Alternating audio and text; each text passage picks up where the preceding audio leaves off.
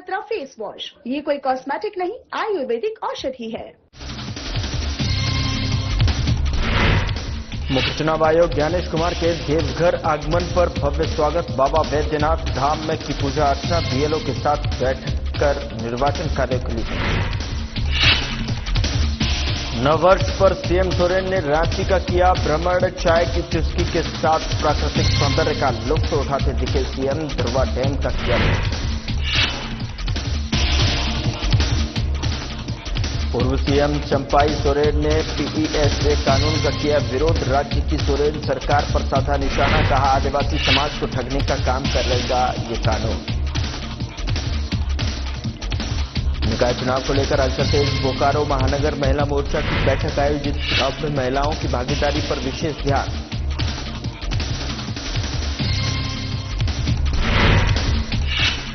गोदाम में लगी भीषण आग, स्टाफ मेंबर्स को समय रहते निकाला बाहर, गोदाम में रखा सामान जलकर खाक, 60 लाख रुपए का हुआ नुकसान।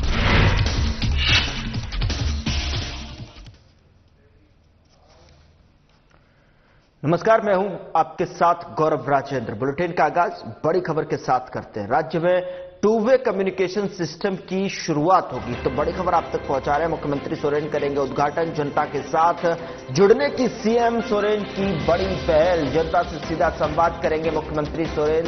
सरकार और जनता के बीच टूटेगा गैप, सरकार और जनता के बीच दूरी होगी कम, सीएम आवास में हो रहा विशेष कक्ष का निर्माण। तो इस वक्त की बड़ी खबर आप तक पहुंचा रहे हैं, जहां पर राज्य में टू वे कम्युनिकेशन सिस्टम की जो शुरुआत है वो होगी और मुख्यमंत्री सोरेन उद्घाटन करेंगे। जनता के साथ जुड़ने की सीएम सोरेन की बड़ी पहल, सीधा संवाद करेंगे जनता से मुख्यमंत्री सोरेन। सरकार और जनता के बीच में टूटेगा गैप, तो बड़ी खबर आप तक पहुंचा रहे इस वक्त की महत्वपूर्ण जानकारी। सरकार और जनता के बीच दूरी होगी कम, सीएम आवास में हो रहा विशेष कक्ष निर्माण।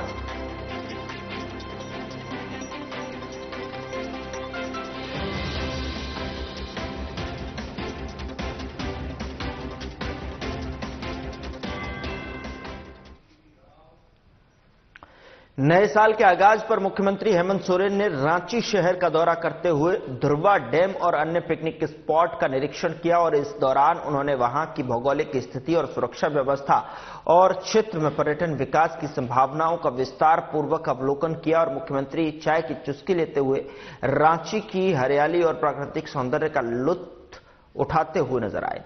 इस मौके पर जो है मुख्यमंत्री सोरेन ने अधिकारियों को निर्देश दिए कि ध्रुवा डैम क्षेत्र में पर्यटन को विकसित करने के लिए ठोस कार्य योजना तैयार की जाए। इससे स्थानीय लोगों को रोजगार के अवसर प्राप्त होंगे। और इस मौके पर मुख्य सचिव अविनाश कुमार और पर्यटन, कला, संस्कृति, खेलकूद, युवा विभाग के सचिव मनोज कुमार सहित कई वरिष्ठ प्रशासनिक अधिकारी मौजूद रहे।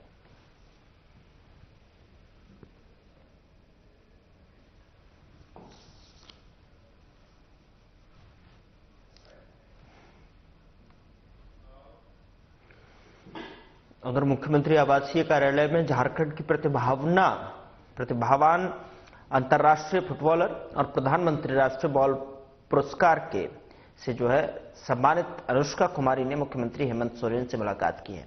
इस अवसर पर मुख्यमंत्री ने अनुष्का को नववर्ष की शुभकामनाएं दी और अंतर्राष्ट्रीय फुटबॉल में उनके शानदार प्रदर्शन के लिए हौसला बढ़ाया। बता दें कि मुख्यमंत्री ने कहा कि नया साल अनुष्का के लिए और भी बेहतर साबित होगा और वह अपने खेल के माध्यम से देश दुनिया में अलग पहचान बनाएंगे। मुख्यमंत्री ने अनुष्का कुमारी को जो है सम्मानित करते हुए स्पोर्ट किट प्रदान की और मुख्यमंत्री ने रांची जिला प्रशासन को निर्देश दिए कि अनुष्का कुमारी के गांव रोक्का में एक खेल मैदान विकसित किया जाए।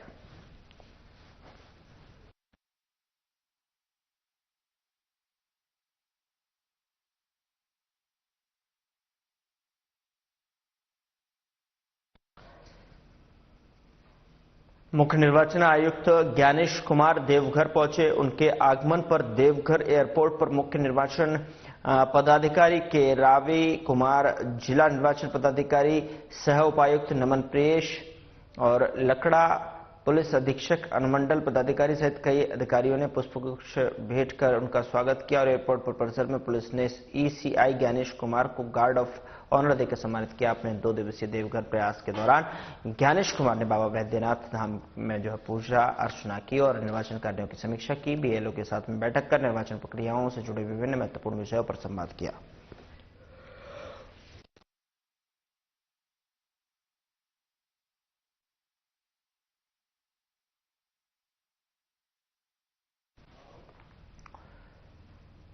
पूर्व मुख्यमंत्री चंपाई सोरेन ने पैसा कानून में राज्य सरकार की ओर से बनाए गए नियमों पर सवाल उठाए हैं। उन्होंने कहा कि 1996 में पैसा कानून लाने की बात हुई थी और उस समय आंदोलन हो रहा था, लेकिन जिस तरह वर्तमान सरकार ने कानून को लागू किया है, इससे यह कानून झारखंड के आदिवासी समाज के लोगों को ठगने का काम करेगा। यह कानून आधा अधूरा लागू किया गया है और रूढ़िवादी परंपरा को दरकिनार किया गया है।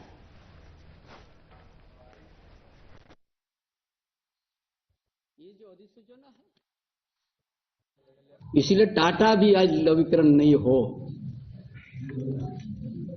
बड़े धोखा दिया है आदिवासी और मूलवासी को। बंजार भूमि में रहने का मजबूर कर दिया है।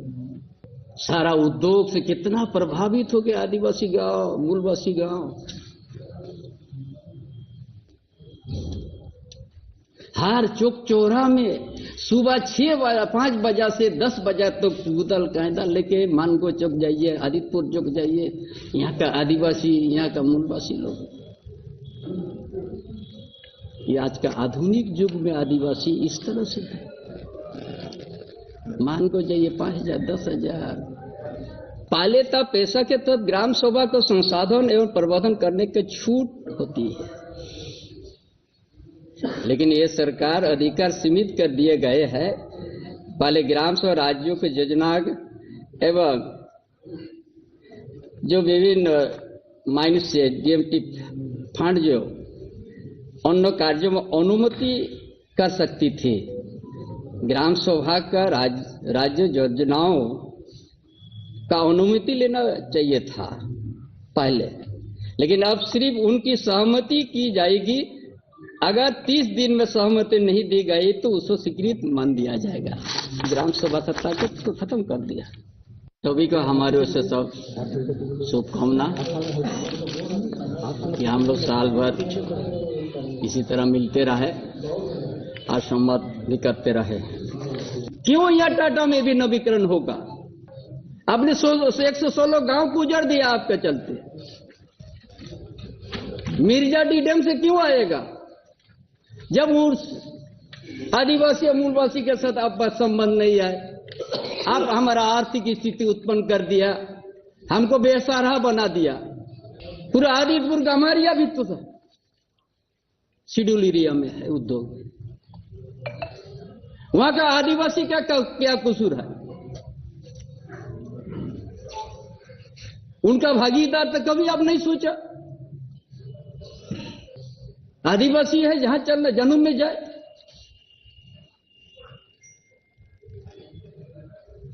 एक अपना गांव एरिया में एक सरकारी तालाब को भी उनको उनका अधिकार नहीं दिया, वो भी नीलामी होगा, ऑक्शन होगा। एक बालू घाट भी 5 हेक्टेयर तक अधिकार है, बाकी आपका 5 हेक्टेयर नीचे ऊपर होने से आपका अधिकार खत्म है। यहाँ रुक रहे हैं छोटे से ब्रेक के लिए। ब्रेक के उस पार खबरों का सिलसिला लगातार जारी है।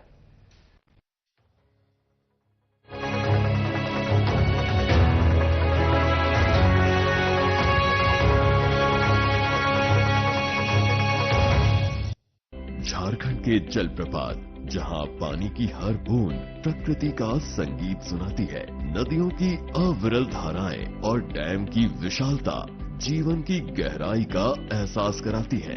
लेकिन खूबसूरती के सफर में एक चूक हादसे में बदल सकती है। झरने के नजदीक न जाएं, पानी के तेज बहाव से दूर रहें, सेल्फी लेते समय सतर्क रहें, बच्चों को सुरक्षित दूरी पर रखें, गीली अथवा फिसलन भरी चट्टानों से दूर रहें, बोटिंग करते समय सुरक्षा जैकेट पहने, नशे का सेवन कर पानी में न जाएं। पर्यटन मित्र आपकी सुरक्षा के लिए है। झारखंड सरकार के सुरक्षा निर्देशों का पालन करें। किसी भी आपात स्थिति में कंट्रोल रूम 100 अथवा 112 से संपर्क करें। सुरक्षा आपकी जिम्मेदारी है। सावधानी बरतें और झारखंड की अद्भुत सुंदरता का आनंद लें।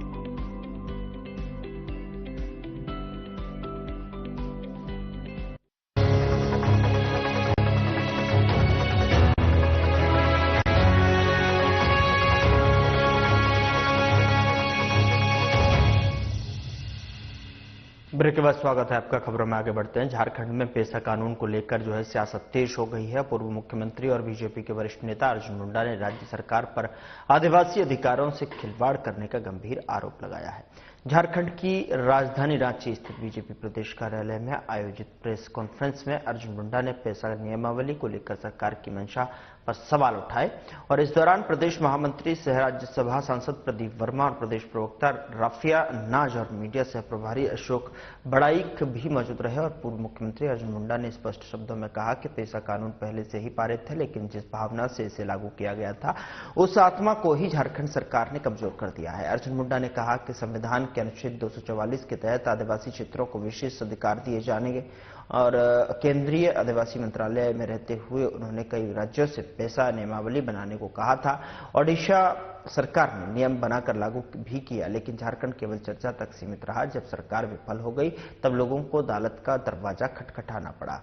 इससे दिखता है राज्य सरकार ने अपनी जिम्मेदारी नहीं निभाई।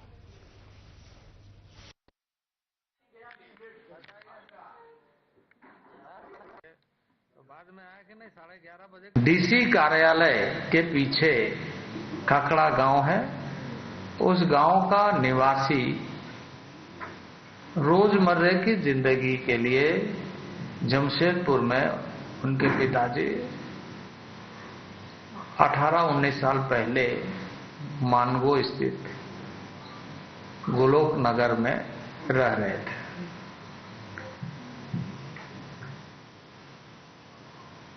उनका पुत्र अजीत महतो डेली कामगार मजदूर के रूप में काम करते थे।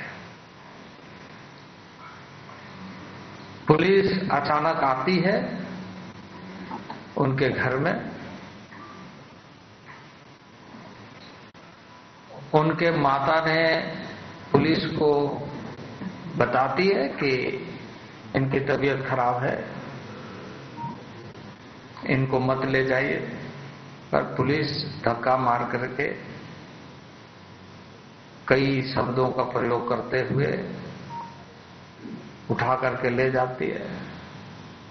बेतहाशा उसकी पिटाई होती है, क्योंकि पहले से ही बीमार था, और पिटाई होने के बाद उनकी मृत्यु हो जाती है।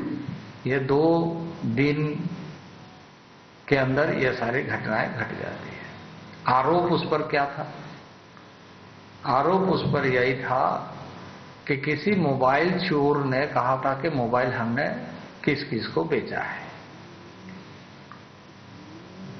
आज के दिन में बहुत सारे ऐसे लोग आपको मिलेंगे जो सस्ता मोबाइल या हमारे पास भी मोबाइल हो ऐसा सोच करके किसी ऐसे स्थान पर दुकान में वो ये नहीं देखता है इसका पेपर क्या है नहीं है, खरीदता है। एक सस्ता मोबाइल उसने खरीदा।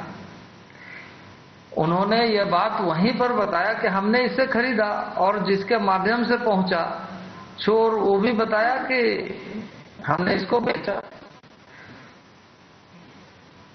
तो इस मामले में ठीक है कि उन्होंने एक मोबाइल सस्ते दर पर खरीदा, लेकिन जो चोरी किया है उसको जब आपने पकड़ लिया है तो इसको थाना में ले जा करके क्या बताना चाहते?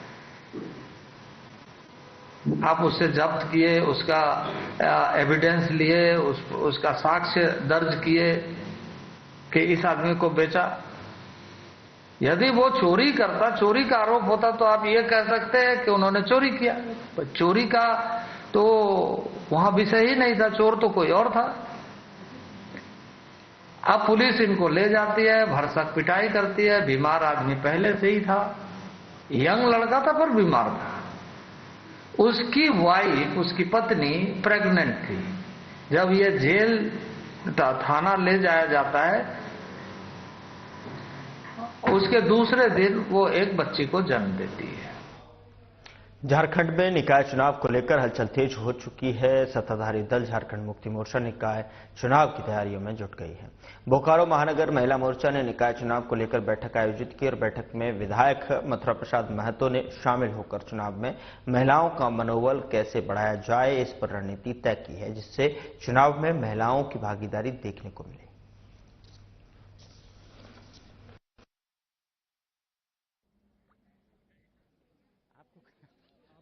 हमारा जो झारखंड मुक्ति मोर्चा महिला समिति है बोकारो में काफी सशक्त है और आने वाला जो नगर निगम नगर निकाय का चुनाव होगा उसमें हमारे उम्मीदवार काफी संख्या में महिला भी होगी और हम लोग जीतेंगे। आने वाला चुनाव जनता से हम यही उम्मीद करते हैं कि माननीय हेमंत सोरेन की सरकार के नेतृत्व में जो सरकार चल रही है, महिला हो चाहे पुरुष हो चाहे बच्चा हो या बच्ची हो, बहुत सारा ऐसा योजना लाया है जिसका लाभ लोगों को मिल रहा है। आने वाले चुनाव में भी लोग झारखंड मुक्ति मोर्चा के उम्मीदवार को भारी बहुमत से जिताएंगे। गुरु गोविंद सिंह जी के पावन प्रकाश पर्व के उपलक्ष्य में लोहनगिरी जमशेदपुर की सड़कों पर जो है भक्ति और उत्साह के रंग सराबोर नजर आए।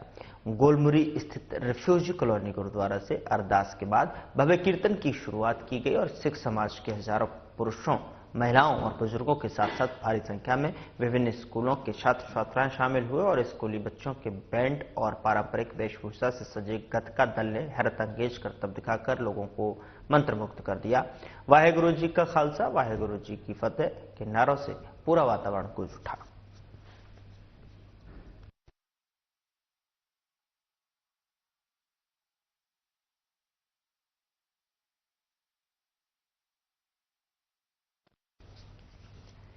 सिखों के 10वें गुरु साहेब कमाल श्री गुरु गोविंद सिंह जी के 359वें प्रकाश पर्व को लेकर कुमारधुवी में तैयारियों जो है जोरों पर है। इसी कड़ी में गुरुद्वारा सिंह सभा कुमारधुवी प्रबंधक कमेटी की ओर से गुरु नानक मिशन स्कूल परिसर में एक प्रेस वार्ता आयोजित की गई और कमेटी के अध्यक्ष निर्मल सिंह निम्मा ने बताया कि हर साल गुरु गोविंद सिंह जी का प्रकाश पर्व श्रद्धा उत्साह के साथ मनाया जाता है। प्रकाश पर्व का शुभारंभ 6 जनवरी से किया जाएगा। 8 जनवरी को अखंड पाठ की समाप्ति के बाद गुरुद्वारा में भव्य कीर्तन आयोजित किया जाएगा और 9 जनवरी को गुरु नानक मिशन स्कूल में प्रकाश पर्व मनाया जाएगा।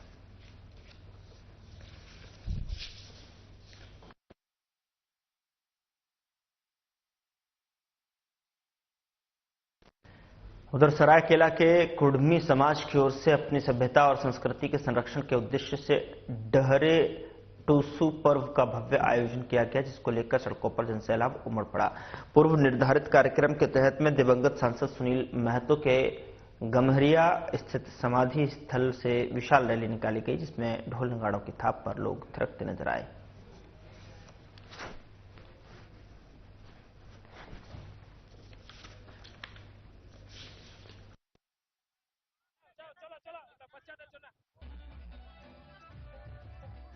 डहरे टूसू का मतलब हमारी झारखंड की एक संस्कृति, एक परंपरा, जो हमारी संस्कृति हमारी पहचान के अंतर्गत हम लोग हर साल और पूरे देश में मकर संक्रांति का त्योहार मनाया जाता है और झारखंड में हम लोग इसको मकर पर्व बोलते हैं, जो कि पूरे झारखंड में जितने भी हमारे मूलवासी आदिवासी इसको बहुत सामाजिक सौहार्द के साथ मनाते हैं और जगह जगह पे हम लोग का टूसू मेला लगता है। पिछले कई साल से युवा साथियों लोग का विशेष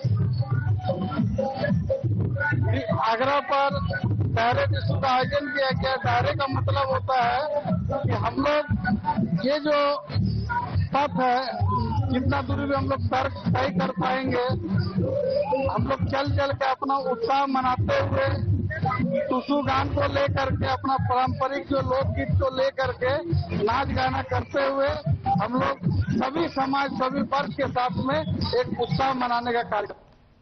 यहाँ रुक रहे छोटे से ब्रेक ले, ब्रेक के उस पार खबरों का सिलसिला लगातार जारी है।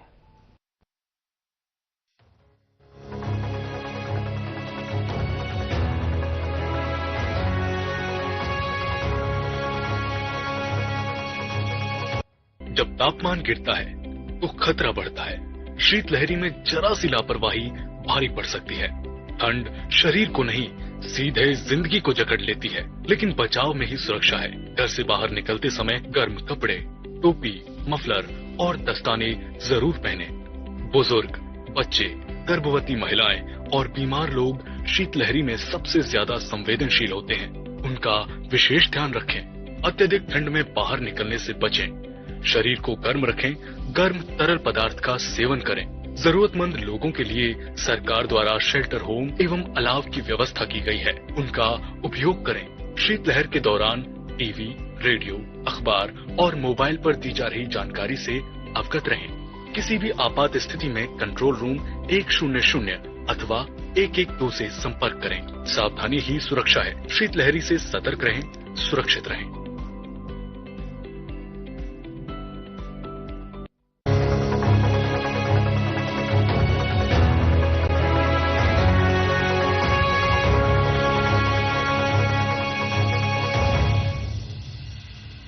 ब्रेक के बाद स्वागत है आपका। खबरों में आगे बढ़ते हैं। बोकारो में ठेका मजदूर जयंत सिंह की हत्या में मुख्य आरोपी विनोद खोपड़ी के सेक्टर 6 स्थित दफ्तर, जो एक टॉर्चर सेंटर है, उसे ध्वस्त करने की मांग को लेकर सर्व समाज के लोगों ने सेवा भवन के सामने अनिश्चितकालीन अनशन की शुरुआत की है। अनशन का आज दूसरा दिन है और अनशन पर बैठे सर्व समाज के लोग गुस्से में हैं और प्रशासन और प्रबंधन के खिलाफ जो नारेबाजी भी की जा रही है। सर्व समाज का आरोप है कि प्रशासन के अधिकारी अवैध अतिक्रमण टॉर्चर सेंटर को बचा रहे हैं और प्रबंधन इस पर विचार करे और जल्द से जल्द जो है सर्व समाज की मांगों पर खरा उतरे।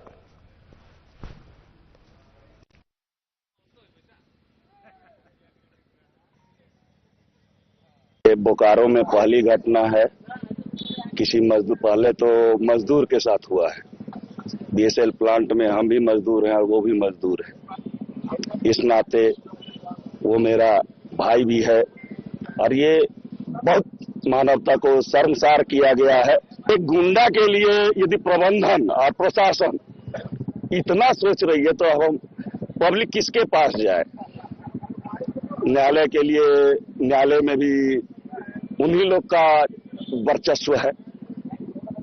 आज तक बहुत कांड हुआ, बहुत के साथ हुआ और यहाँ का भले ही थाना इंचार्ज चेंज होते हों, यहाँ का मुंशी तो चेंज नहीं होते हैं। किस पे कौन सा धारा है? तो गरीब के लिए न्याय अलग, अमीर के लिए न्याय अलग, ये गलत बात है। माहौल जो बना हुआ है बड़ा दुर्दांत स्थिति में पैदा हुआ है। इस शहर में शायद ही ऐसी कोई दुर्दांत घटना घटी हो। इतनी नितंत हत्या जो एक मानवता को शर्मसार कर देता है। ऐसी स्थिति में सर्व समाज एकजुट होकर के न्याय की गुहार लगाने के लिए न्याय के दरवाजे पर जाता है और न्याय मुंह फेर लेता है। जिसका काम है अन्याय को सजा देना, वो खुद सजा याफ्ता को बचाने के लिए दीवार बन के खड़ा हो जाता है। इसमें आम जनता को यह समझ में नहीं आ रहा है कि उसके पीछे कौन सी नीति है। क्या वो राजनीति है या अर्थ का वजन है कि हर अन्याय के पीछे ये समाज प्रशासन जो है खड़ा हो जा रहा है। चाहे वो नगर प्रशासन हो, चाहे हमारा ये प्रशासनिक विभाग हो, किसी ने भी इस तरफ ध्यान नहीं दिया। खबर जमशेदपुर से है, जहां पिछले 4 दिनों से कड़ाके की ठंड पड़ रही है। लोगों के लिए अलाव सहारे का काम कर रहा है। सुबह 9:30 तक घना कोहरा छाया रहता है। सड़कों पर विजिबिलिटी शून्य है, जिससे लोगों को परेशानी हो रही है। कोहरे के कारण सड़कों पर वाहनों की रफ्तार धीमी हो चुकी है।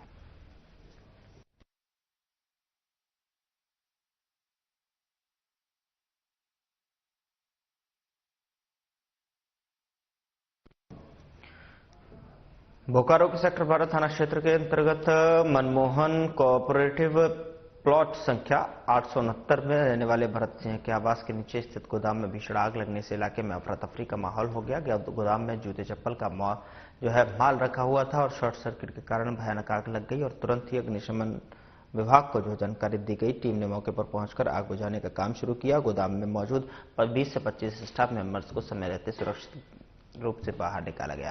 गोदाम के मालिक ने बताया कि उन्हें फोन से आग लगने की सूचना मिली थी और लगभग 60 लाख रुपए का नुकसान हुआ है।